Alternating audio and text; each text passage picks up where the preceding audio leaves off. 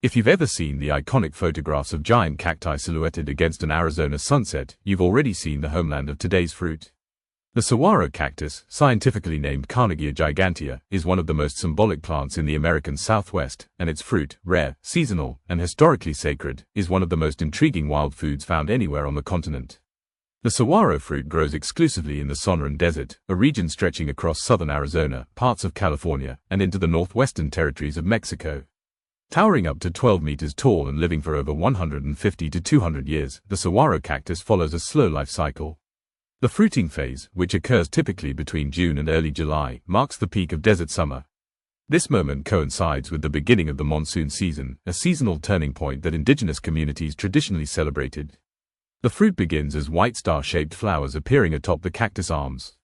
These blossoms open only at night, attracting nocturnal pollinators, specifically long-tongued bats.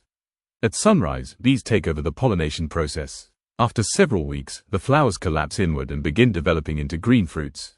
When ripened, the outer skin splits open like a bursting pod, revealing a crimson flesh packed with hundreds of seeds.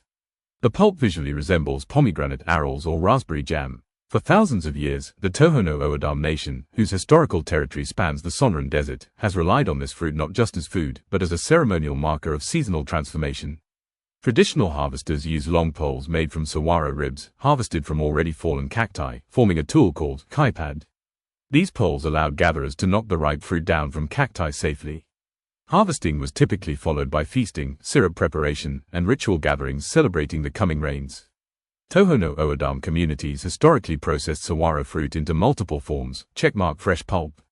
Eaten immediately, slightly sweet with hints of raspberry-like acidity. Checkmark syrup. The pulp would be simmered and reduced into a thick, glossy syrup used both as food and as part of ceremonial beverages. Checkmark fruit leather or dried cakes. Sun-dried pulp was compacted into portable blocks suitable for winter storage. Checkmark seed flour. After drying, seeds were roasted and ground into a nutty-tasting flour. This multi-stage processing ensured zero waste. Every component served a purpose. Interestingly, the seeds are so nutrient-dense that they contributed measurable fat and protein, unusual for fruits in arid ecosystems. Taste-wise, saguaro fruit has a lightly tangy, honey-rich flavor with subtle tropical undertones. Some compare it to a blend of strawberry, fig, and subtle melon notes.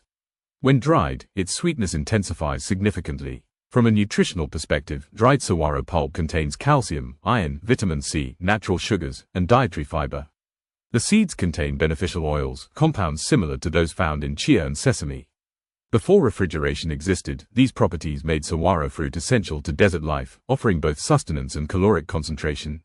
Modern culinary uses, while rarer, include glazing meats with saguaro syrup, craft cocktails flavored with fermented saguaro nectar, wild forage jams and spreads, cold-pressed desert seed flour, dessert sauces pairing with dark chocolate. Because commercial-scale harvesting is nearly impossible, the fruit remains a niche product rather than a common grocery item.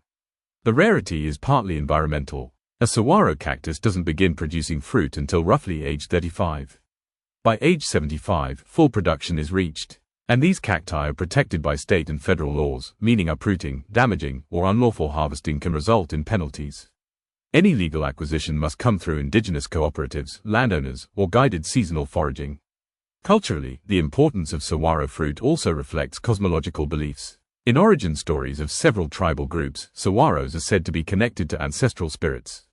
Harvest season symbolizes renewal, reciprocity, and gratitude. The annual wine ritual, a fermentation of syrup, marked the ceremonial beginning of summer rains. Unlike typical alcoholic drinks, this wine was consumed strictly for ritual purposes, marking both agricultural timing and community unity. What makes saguaro fruit unique globally is not just its scarcity, rarity, or harvesting difficulty, but how deeply intertwined it is with ecological cycles. A fruit emerging from blazing heat, withstanding drought, forming atop a cactus that stores water for up to 2 years in its trunk, this is resilience in edible form. In ecological terms, saguaro fruit is part of a larger system. Birds such as Gila woodpeckers and white-winged doves rely on ripped-open pods. The empty husks later repurpose as nesting pockets or decomposing fertilizer. Coyotes, quail, ring-tailed cats, and insects all participate in dispersing seeds. When you eat saguaro fruit, even today, you're participating in an ecological and cultural legacy that spans millennia. If humanity vanished tomorrow, saguaros would still split open, still drop seeds, and new cacti, centuries later, would emerge. It is one of the slowest growing yet longest living fruit-bearing plants in the hemisphere. Few foods carry that much temporal depth. The experience of tasting saguaro fruit is like tasting a chapter of desert history.